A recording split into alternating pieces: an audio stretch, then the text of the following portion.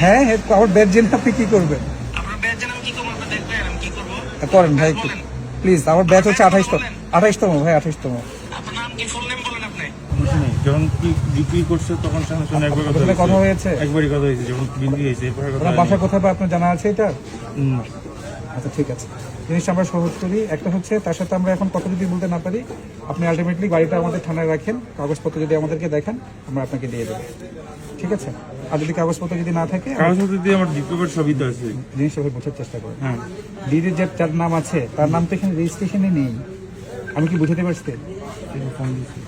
মানে দিকটা হওয়ার কথা তো গাড়ির মালিক। হ্যালো, হ্যাঁ সেটাই তো।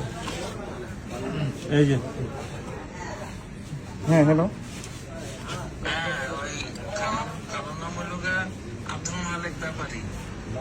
তো আপনি খালার নাম্বার দিচ্ছেন না কেন? নাম্বার দেন, নাম্বারটা কথা বলুন।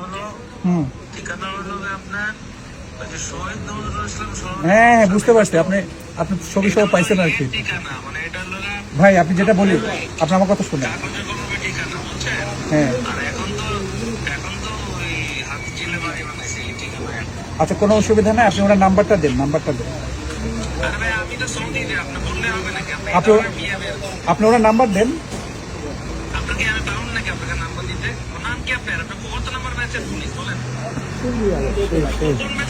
হ্যাঁ হ্যাঁ, আমার ব্যাচ জেনে আপনি কি করবেন?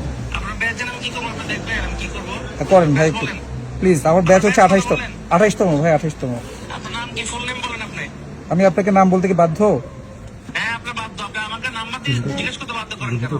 কারণ আপনি বলতে, উনি বলতে চাচ্ছে যে এই ডকুমেন্টটা মধ্যস্থতা করেছে, আপনার মাধ্যমে মধ্যস্থতা করেছে, ওখানে আপনার নাম ছিল।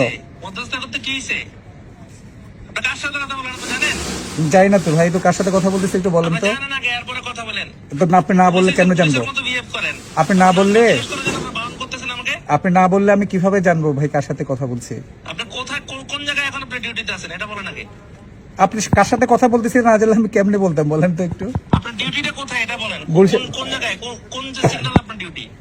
আমার ট্রাফিক সিগন্যালে, গুলশান ট্রাফিক সিগন্যালে ডিউটি। আমার সাথে সাংবাদিকরাও আছে, কথা বলবেন? আপনি আগে নাম্বারটা দেন না, নাম্বারটা দিচ্ছেন না কেন আপনি আমাদেরকে?